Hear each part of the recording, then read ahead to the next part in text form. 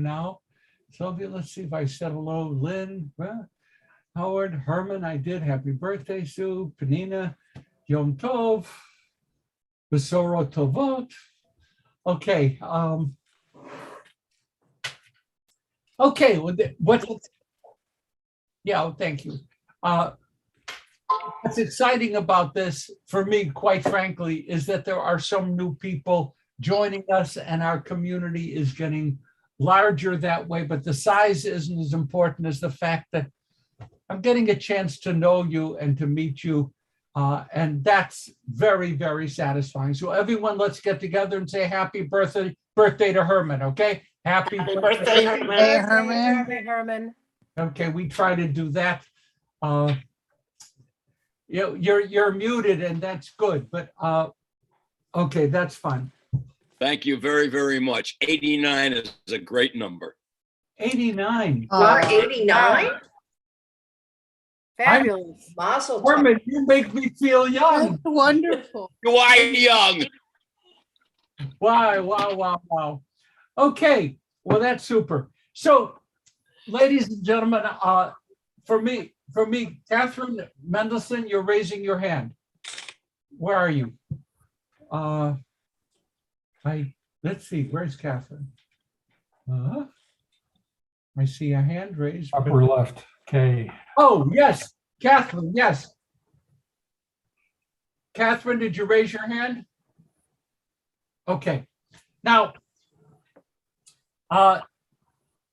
this is going to be something new, and we're going to be trying to find our way through it. We're going to meet, and thank you, everybody. I'm Stanley Davids.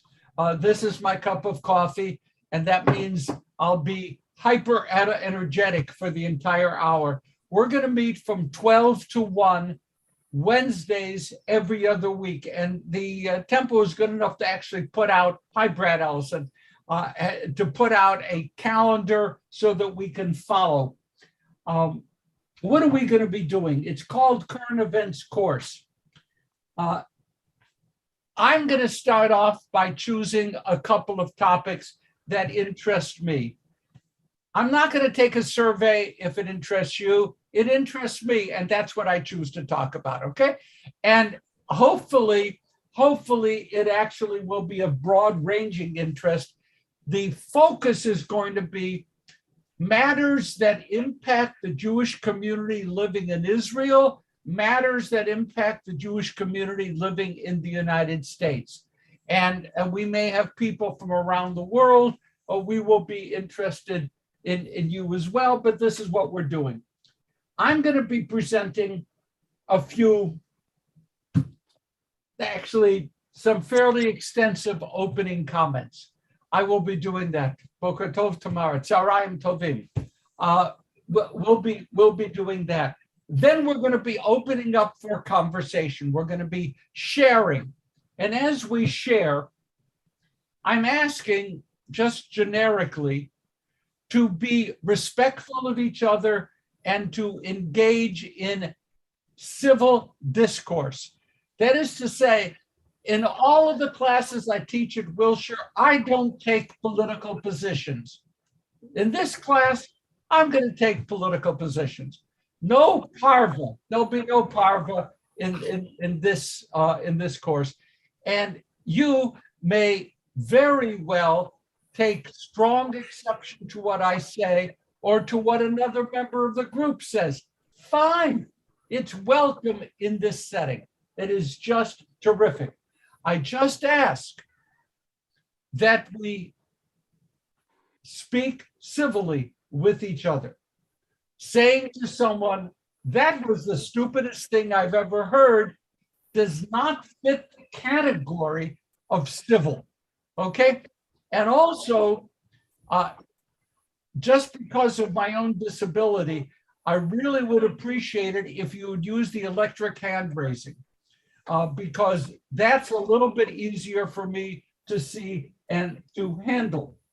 I'll be free to share my views. Oh, then you're supposed to say this.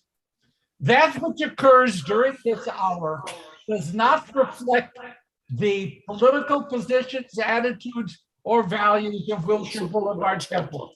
I am solely responsible for its content. If you have any objection and you go running to Steve Leader, I'm not going to be happy. Okay? Run to me. But that's it. Going back a bit, when I was first ordained, I was dramatically worried that I would run out of topics for sermons. I really was. I was hoping to have a long career. How would I ever find enough sermon topics for 50 years? I mean, and some of the people will have heard a lot of them. That would be 2,500 sermons. I'm lost. And I'm pleased to report that life provides sermon topics. And I used to, Risa will know this, I used to keep a little file of sermon topics in case I ran out before the weekend, and I never got to use it. I eventually threw out the file. The same kind of a thing with the current events course. My initial fear is that the world wouldn't provide me with topics. Colleyville, outside of Fort Worth, Texas. So we're going to begin with that, which the world was kind enough to provide as a topic. So we're going to be focusing on that a little bit. I'm not going to report to you what's in the papers because you read the papers, and some of you even know what Reddits are and subreddits. I am just learning what those things are. You have news sources. So how did I respond to the events in Colleyville? Reformed Rabbi Charles Citron Walker, as he will be known in his obituary as the chair-throwing rabbi. And my initial response was jealousy. You know, with all the anti-Semitism and the threat of loss of life, I took it very personally. Oh my God, how come he gets a chance to throw a chair at a terrorist and I don't? Okay. Then that was amplified further because during the event, the terrorist placed 2 calls to a synagogue in New York. And he wanted to speak with the senior rabbi of that congregation. I used to be the senior rabbi of that congregation. No one ever called me in the middle of a terrorist assault to talk with me casually about it. So, I mean, that was where I was personally. Setting that aside, Malik Faisal Akram, 44 years old, British citizen, family originated from Pakistan, knocks on the door of the synagogue. The rabbi lets him in, offers him a cup of tea. Rick Jacobs would call this, what kind of hospitality? Some sort of hospitality, whatever. And then things fell apart.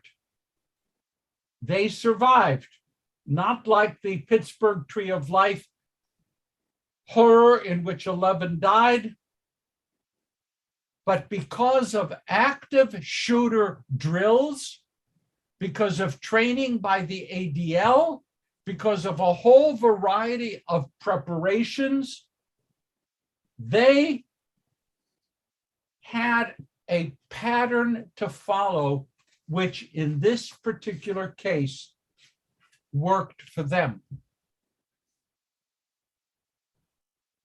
The first reports out of Fort Worth was that this wasn't an anti-Semitic event. This was a crazy person making trouble. That seemed to have been the default that lasted about a half hour. But then it became quite clear The synagogue was targeted. Jews were targeted. Anti-Semitic rants were uttered in full view of all the people. As with our Chevra Torah, they were live streaming. So they were live streaming their service, which was interrupted, so that the live stream went out and the terrorist was heard uttering all of these things. Things escalated.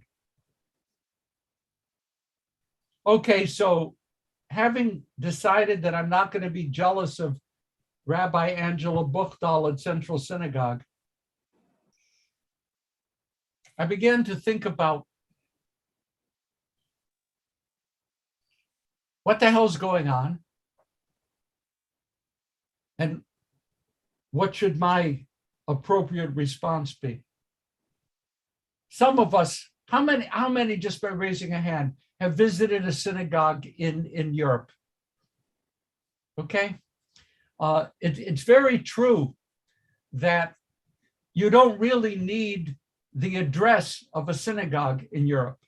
You need the street name.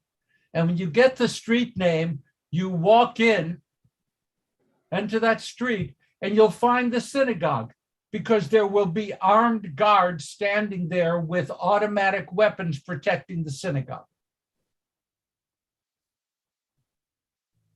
That's normal. In some cases, even when you have prearranged your visit, they will stop you and try to test your Jewishness, literally saying, complete the phrase, Shema Yisrael. Adonai Eloheinu. If you finish it, you get in.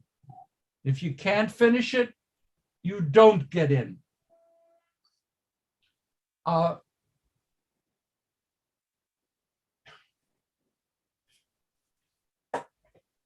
One year at Central, I was conducting a double bar mitzvah service Saturday morning.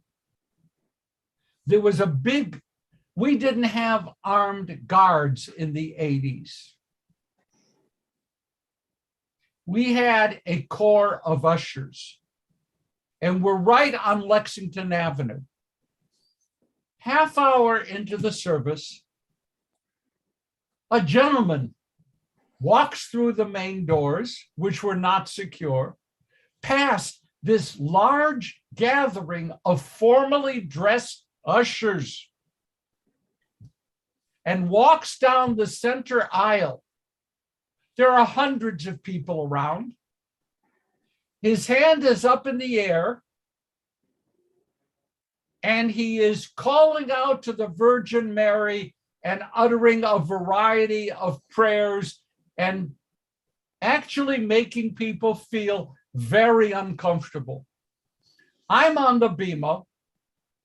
I'm watching this. This guy is walking straight toward me.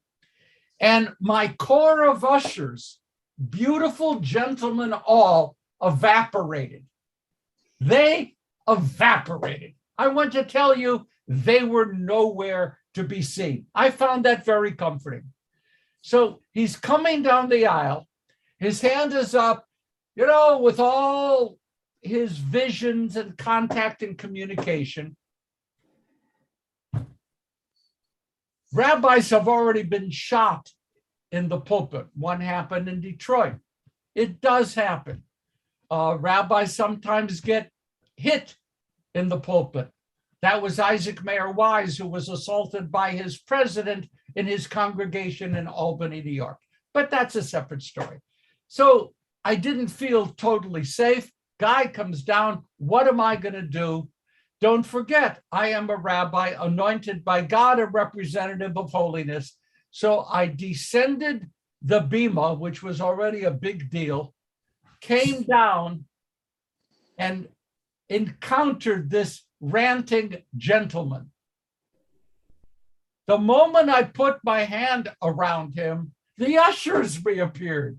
It was a miracle, like the Hanukkah miracle. It lasted for 8 days. So they came and, oh, well, if the rabbi's there talking with him, it's got to be safe. They came and they ushered the man out. That was such a different world.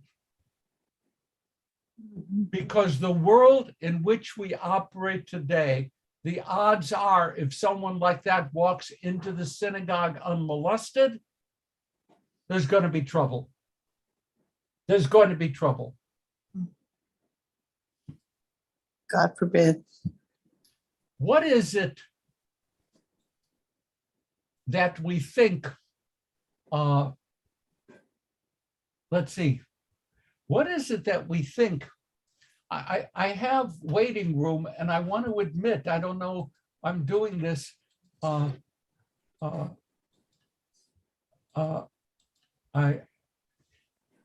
hope Seems that like they're helps. coming in now. Marilyn's been trying to get on. Okay, I'm sure there's okay. others. Okay, I have admitted. I am now Dean of Admissions, and you may bribe me at your pleasure. The world is changing. Hi, everybody. Hi. The world is changing, and the situation is more difficult. Sometimes we have synagogue-based activities outside. It happens with tashlich, right? Throwing the sins into the water. Did you ever think about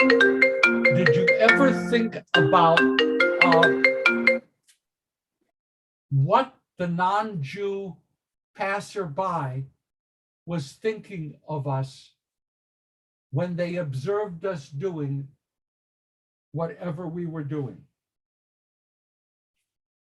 For most Jews today,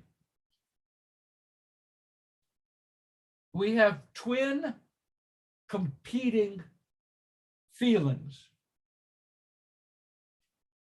America is a dangerous place for us, and it can't happen here. Or America is really welcoming, and where in history is it ever proven that it's prudent to trust the local population to protect us?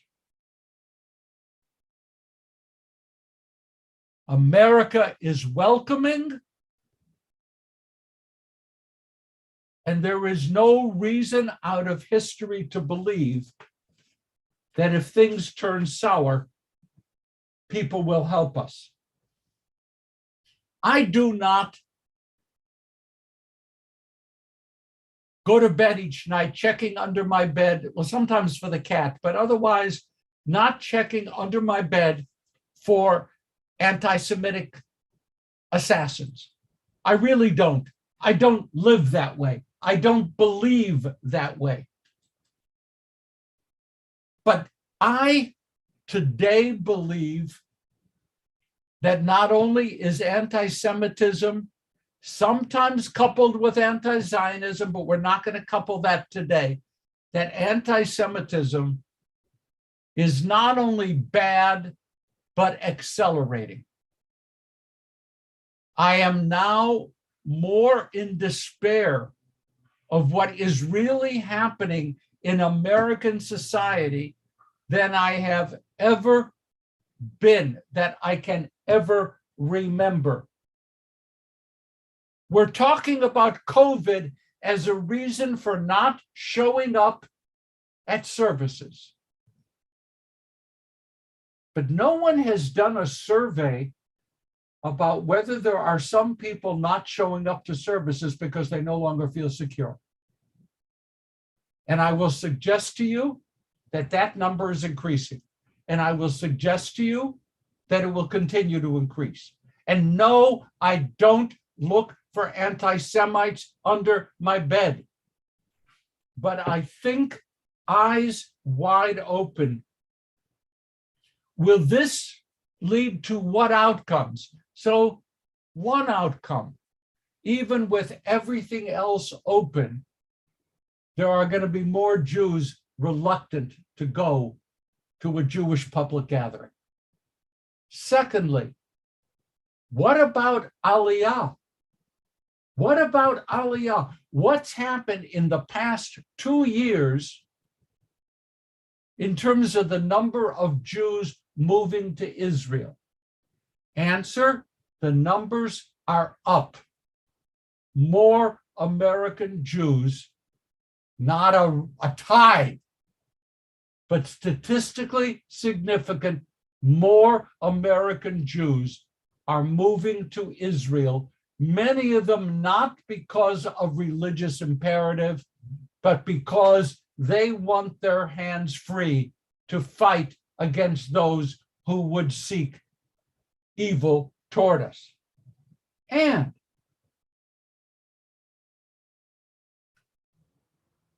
what do you tell the kids?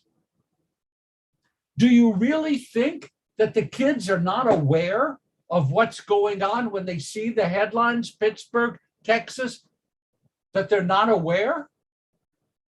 What are they absorbing? Deborah Lipstadt,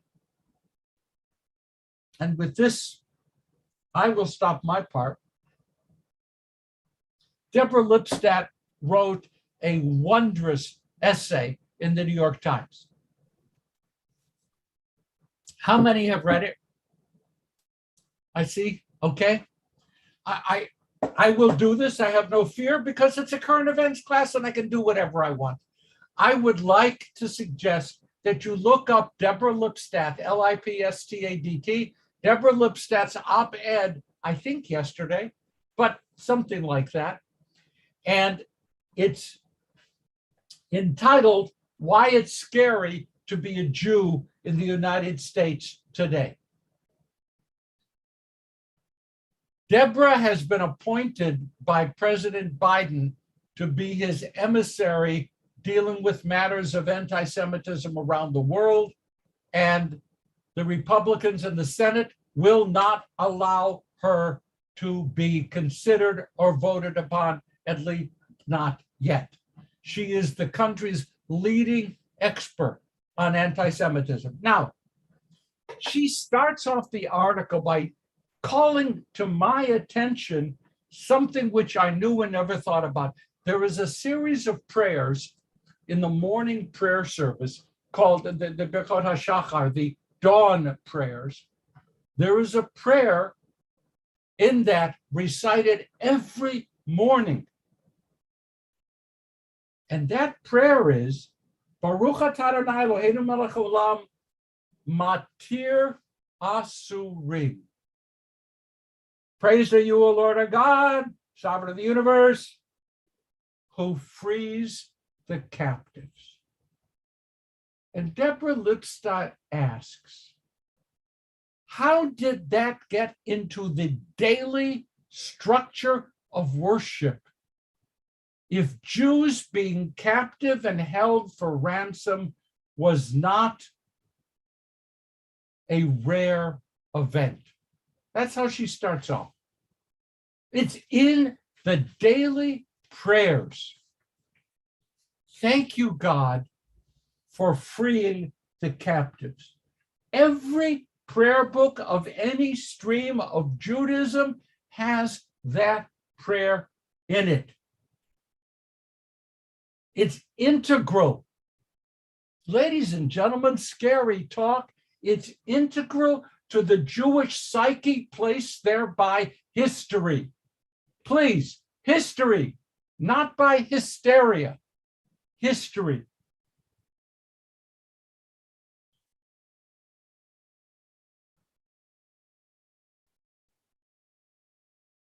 Deborah Lipstadt reported that some of her friends who are rabbis reported to her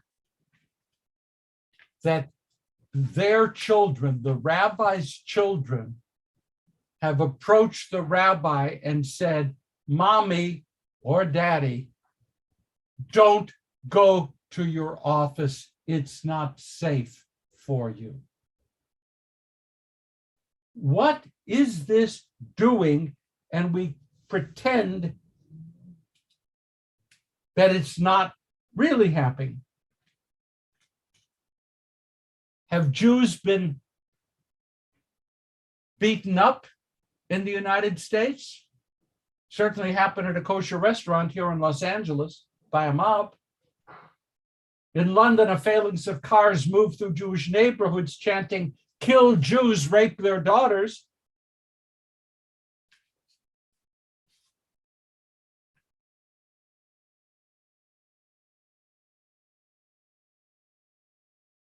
Do you think people who go to the big churches enter churches with the same feelings? I don't think so. I don't think so. Ladies and gentlemen, the event in Texas is a stark reminder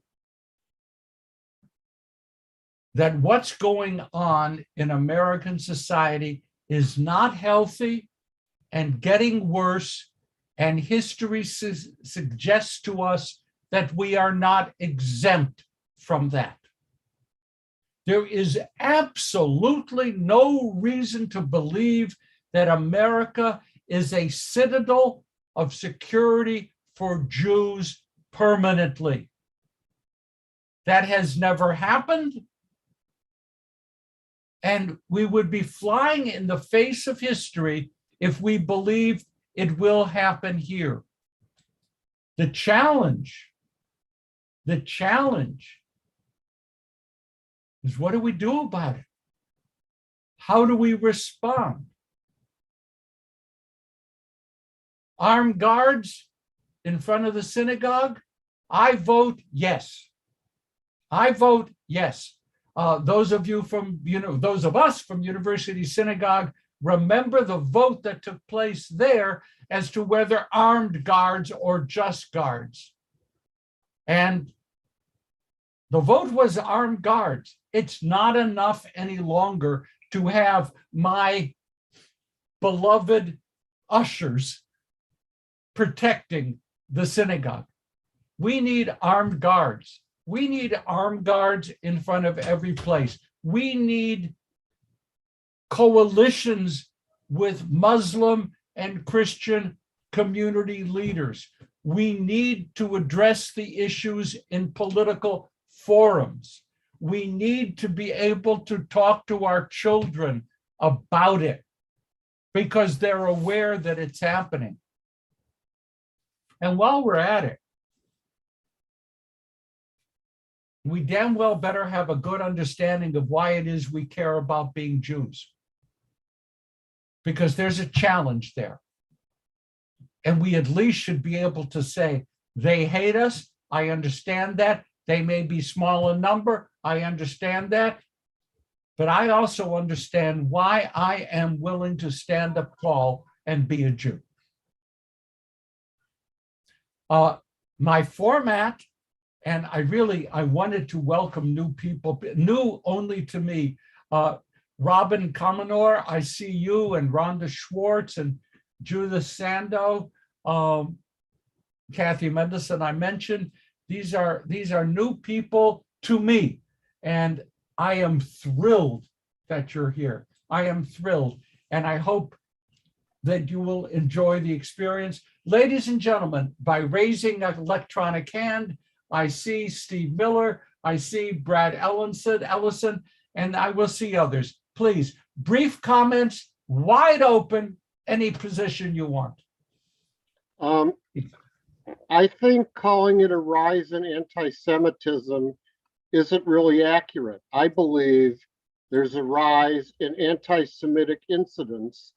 And what I believe has been happening, and it's here and in Europe, that the white supremacist bias of the majority population or the native population has been emboldened to exercise their racism, whether it's anti-Semitism, anti-Black, anti-Muslim, anti-Hispanic, anti-whatever.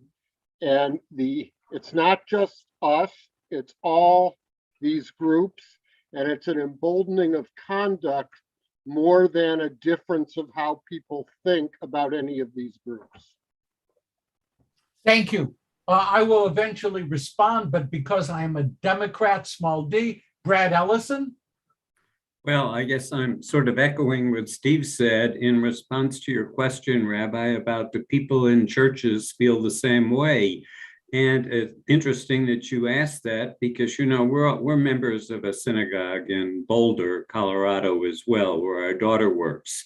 And I was commenting to some friends how shocked I was at their lack of security there compared to what I saw at University Synagogue, for example.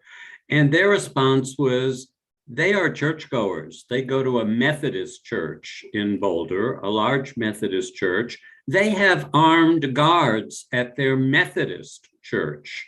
So we are not alone in this. That's not to downplay what's happening to the Jewish community, but it would be interesting to know statistically what's happening with other faith groups. Thank you, Merle. Oh, this is interesting that you talk about talking to our children in armed guards, which growing up at Wilshire Boulevard Temple, I guess I'm just used to armed guards in Los Angeles, and felt very comfortable with it. And here in Phoenix, I would say armed guards are fairly recent because of starting with 9/11. But we just recently changed temples, in this summer. One of the reasons that our kids and all of their friends decided to leave one and go to another was they felt that the religious school building where we were was not well enough protected with what's going on, and that they were kept being told that, well, we don't have enough money to pay for another policeman, even though the one that's there was very friendly with the kids. The kids loved him. He handed out stickers and everything else. Then we changed, and Arnie and I took the girls to Sunday school their first day. I think the kids were out of town or something. And they got out of the car, didn't say a word about the armed guard.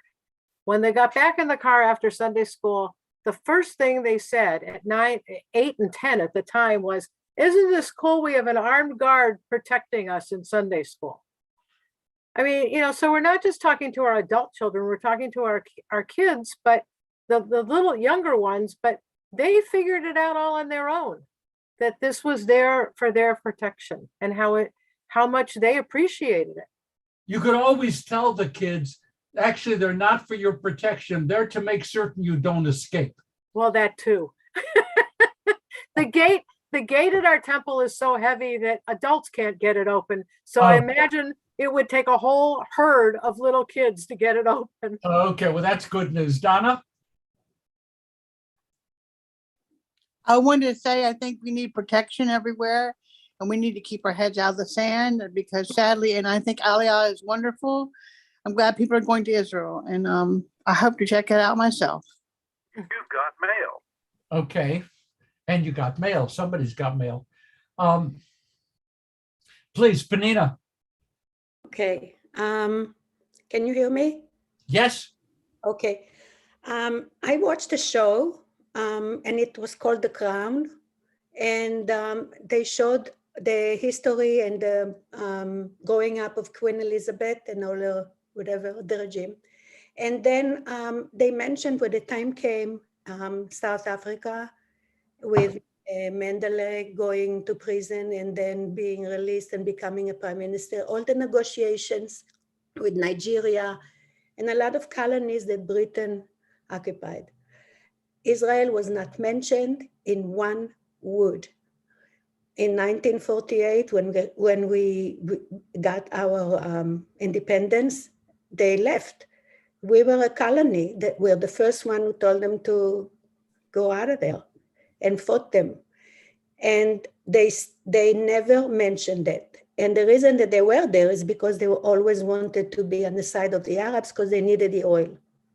So they stayed there, and we lost life of a lot of our boys in Israel to the English and the Australian was also there, and whoever it is under Queen Elizabeth. In the show, it's not mentioned, not in one word. Okay, I'm going to thank you for that. So I know it's Europe, but you also have to understand that sometimes countries are being prejudiced because of economic reasons, because it's comfortable for them. So we have to also be very vigilant to recognize that today, thank God that we have Israel and the importance of having it, and Israel being strong, military, and also about all the knowledge that they can contribute to other nations.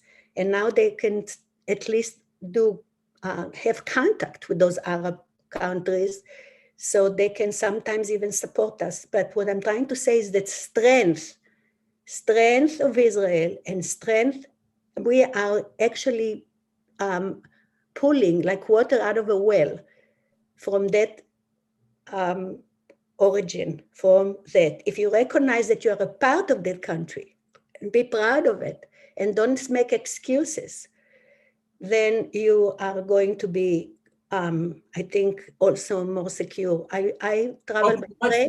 Let's just keep it so others can participate. Okay. I so much love the freedom of this environment. BBC is one of the world-class anti-Semitic communications providers in the world, okay? There I said it. I would never say that from the pulpit. I would never say that in a regular class, but it is worldwide. My problem is that they also provide great international news. And so I enjoy watching their international news while hating them.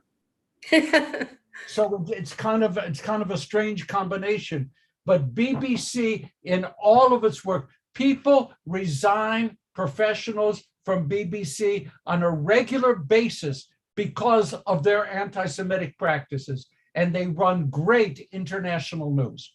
So that's there. Please, let's see who's coming up next. I have to go to this thing here. Anyone else want to offer anything else about, okay, Harvey, fine. Okay, I'd like to mention that the anti-Semitism we've seen today, I think, was precluded by a number of bombings in Black churches throughout the United States and the South. And it should have been a warning to us years ago that things were going to get unsettled eventually. That's all I have to say. I think I'd like to ask you to restate what you said about Black churches in the South. I want to be sure I heard you. Yeah, I think it was a warning sign to us in a way. Right. That's what I wanted to say. What that was Black churches were bombed. And people came in and shot people recently. Okay, it's interesting. What do we call the main place where we worship at Wilshire Boulevard? What do we call it? A sanctuary. Okay, doesn't that say a lot? A sanctuary.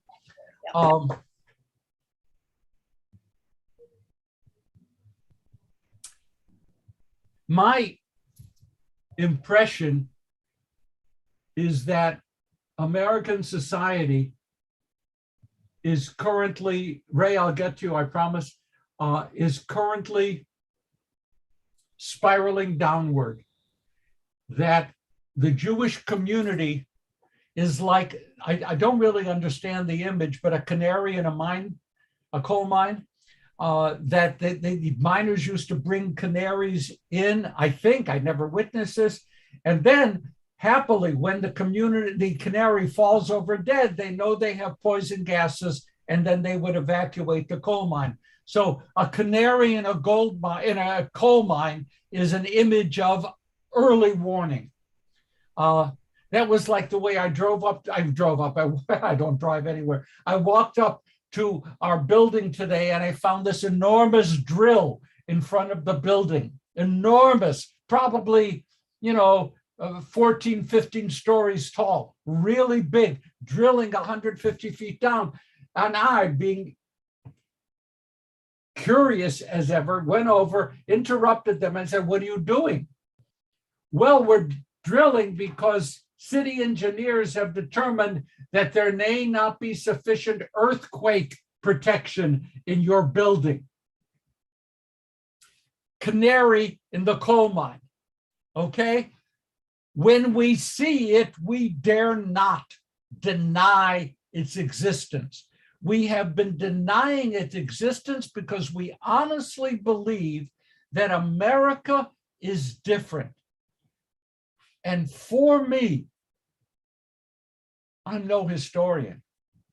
I have no reason to believe that America is different.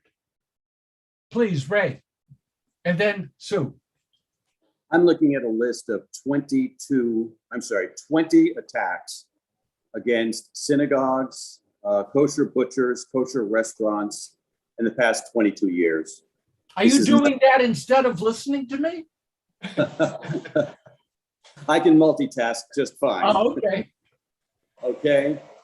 So this is nothing new. And what does Judaism say about self-defense? You shall not stand by the shedding of your fellow's blood. Do not stand by watching your fellow's death when you were able to save him. Synagogues have been soft targets, the same way schools have been soft targets. These guys don't go into a conference of the National Rifle Association with guns attempting to rob the people. They go into schools, they go into malls, they go into synagogues because they know it's like a kid in a candy store. We need a multifaceted approach. Sure, guards, sure, training, sure, outreach, but I would say even self-protection. I lived in Los Angeles my whole life. I don't anymore. And I had a concealed carry permit for 25 years because I dealt with some pretty nasty characters in my legal practice. And I was armed pretty much when I was on the streets of Los Angeles.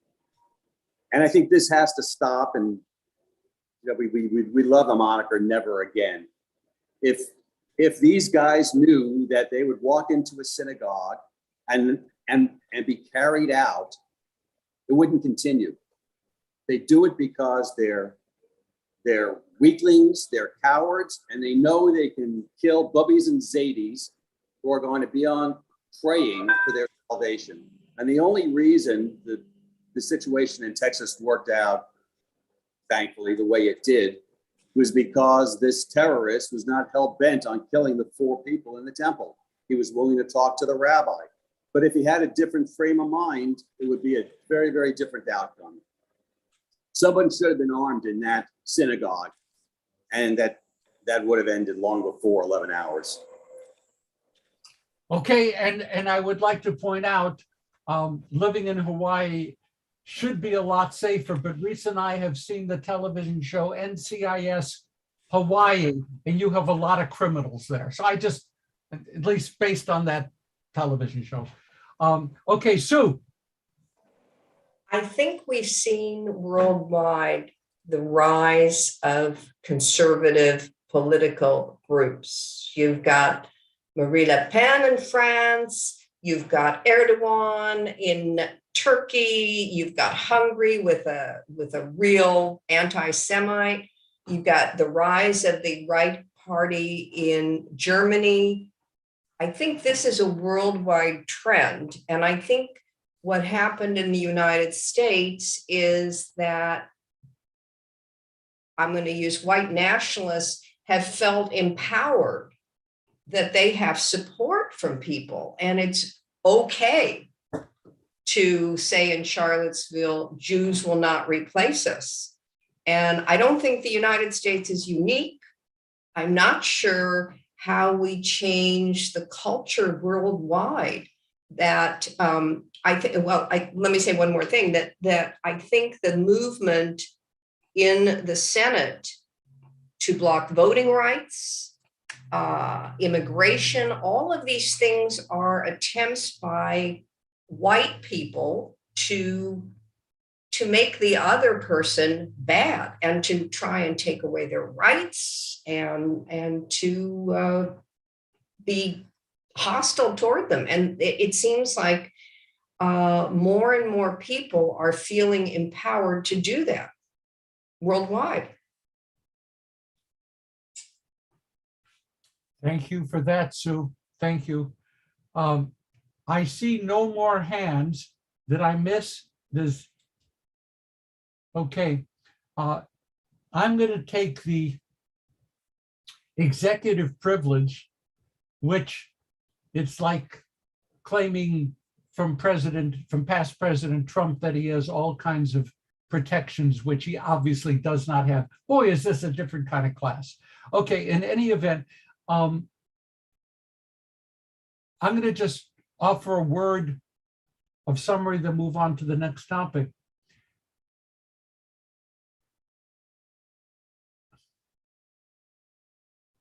I will not sweep anti-Semitism into the heap of targets of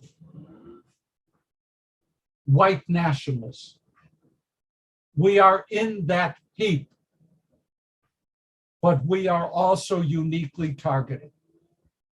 And I think we have to be wary about blending things together so that we go out fighting for human rights or whatever, and we forget that history insists that periodically we become specific targets. Specific targets. I'm going to leave that now unless there's someone with a last word. I want to go on to the next topic. Steve, a quick one. If that's based on my comments, I was not disagreeing with that.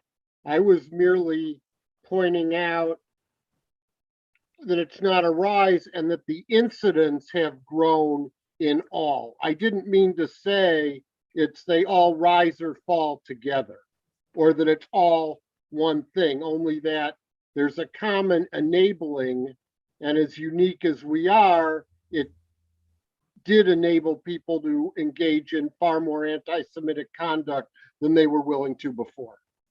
Good point. We're fine. I'm going to move on to the next topic. If this one made you feel a little uncomfortable, by the way, I have enough topics to run this for a year right now. So here I go to the next one. Let's talk about sexual harassment in Jewish institutions. Okay. I see 14 people just immediately signed out. We're going to try to keep going.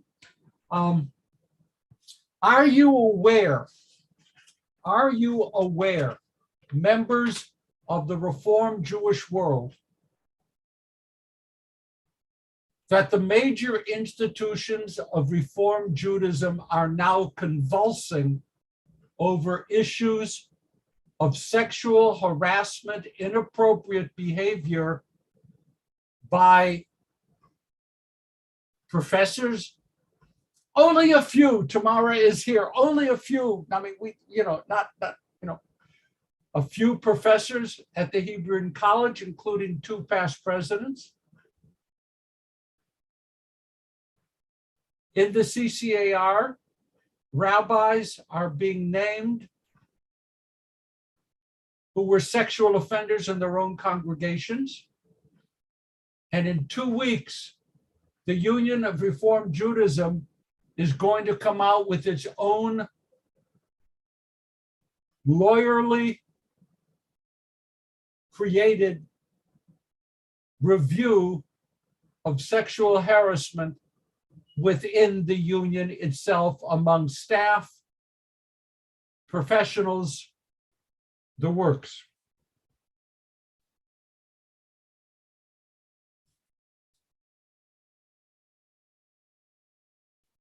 This has been a nightmare. It's been a nightmare which, if you don't watch the newspapers closely, you may not even have seen. But the Hebrew College now is seriously involved in dealing with, ameliorating, repenting tshuva, repairing, and setting up ethics codes so that this would not happen again in our seminary. the Central Conference of American Rabbis is heavily involved right now. As a matter of fact, the senior executive, the CEO of the CCAR, told me that she is now committed to what will be at least a 2-year process to create the ethical boundaries, to weed out the malfactors, and to put the CCAR, a close to 2,000 member gathering of Reform rabbis, back on an even keel. The union will probably, because it's not out yet, be revealing that in its camp system and in its youth group programming, there were offenders. First of all, please hear me, a minority of a minority, but the pain that is being revealed is earth-shattering. I have been on Zoom calls recently in which one rabbi said, I have now taken down my rabbinic ordination certificate. Mine is up there, right there, because I don't want a document hanging on my wall which has his signature on it. No small matter. The trauma is deep and real, and it is, please hear me, a minority, a small group, but really painful because it reaches from the top through the system, through the systems. We may continue with this next time, but what I would raise, the questions we have to answer,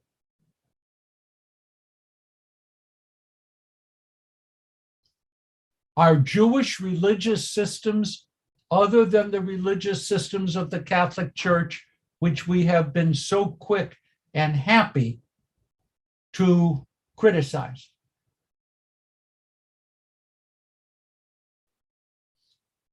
Some of the people being named as offenders, malefactors, are dead.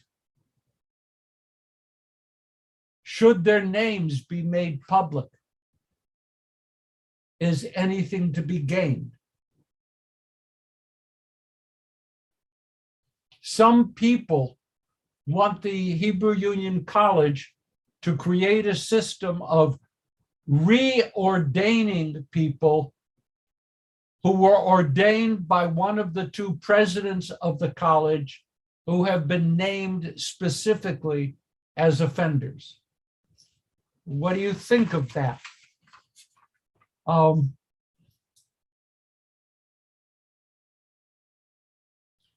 going to share a Risa story, even though Risa's here, unless you want to tell the story. Do you want to tell the story, Reese?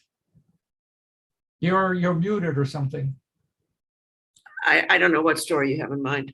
Rabbi Gutman in Cincinnati. Oh, okay. An elderly gentleman, a Holocaust survivor, teaching Talmud at HUC. Stanley is a student in the class. I'm studying at the medical school, University of Cincinnati. And I would come over to HUC to pick Stanley up. And I would sit in on this guy's class. And the minute I would get into the classroom, he would change the text to something that had to do with sexual matters in the text, not what the class had been talking about at all. Every time I walked in, that's what happened. We never reported him. Pardon? We never reported him. We certainly did not. A friend of mine, a former dean of the HUC LA campus, occupied a chair named after one of the past presidents who was charged. He was approached and asked to resign the chair so that he wouldn't be identified as occupying this chair bearing that person's name. There are, at Central Synagogue, named again, one of its, my immediate predecessor's picture has been removed from the wall. He's been, in modern parlance, ghosted. He no longer exists.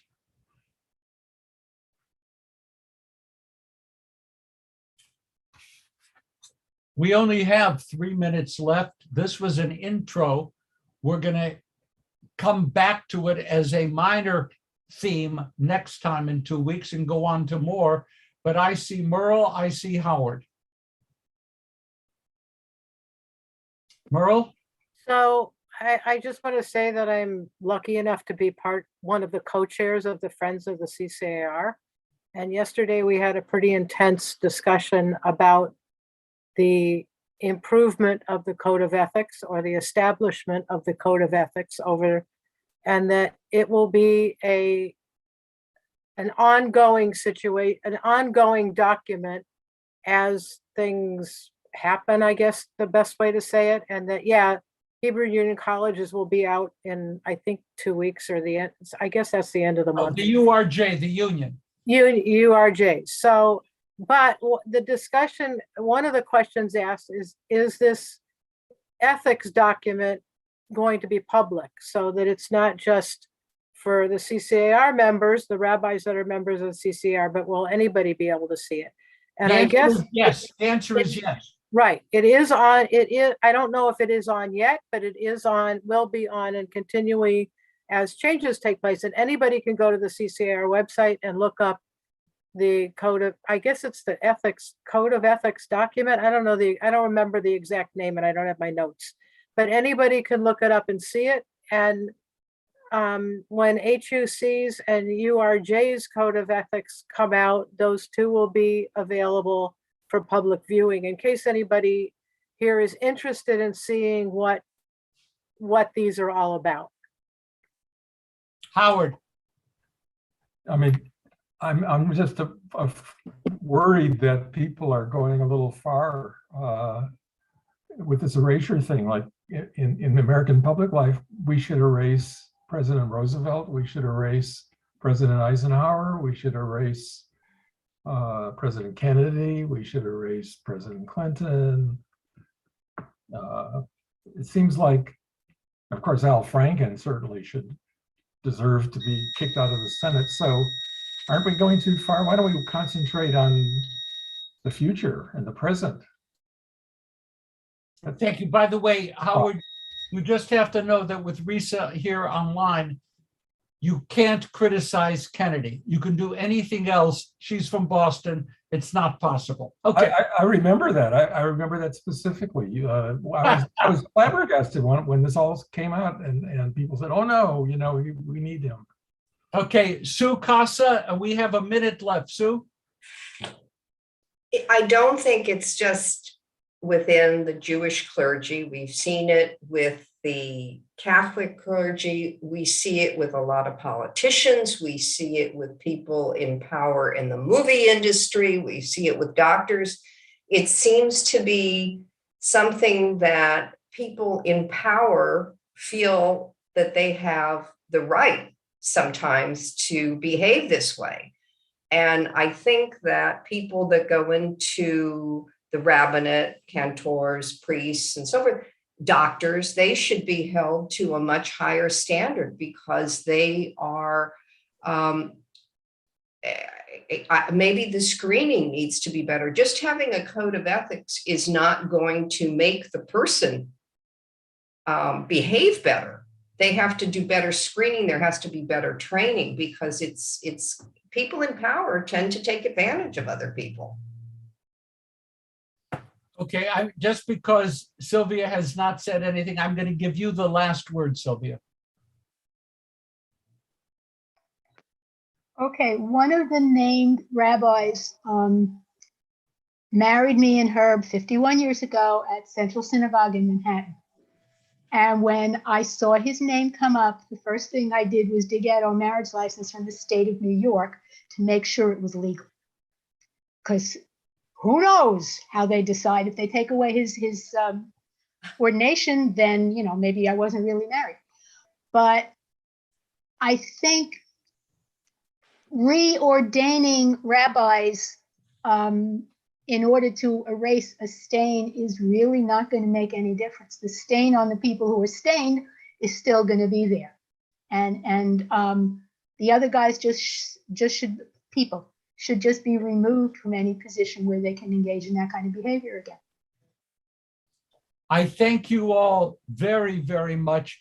We have, I just need to hear myself say again, I am speaking about a tiny minority of people in the institutions, but they constitute a dramatic ethical challenge. Okay, you got both parts of that. This has been great. You are wonderful. Next week, we'll make it even, no, in 2 weeks, we'll make it even more exciting. Tell your friends, this is great. Have a good day. Lots Thank you. of love. Don't forget the Tu B'Shvat Seder, whatever. Yeah, right. What's coming up? The Tu B'Shvat Seder. And Thank you, guys. thank you. Thank you. Thank you, everybody. Bye.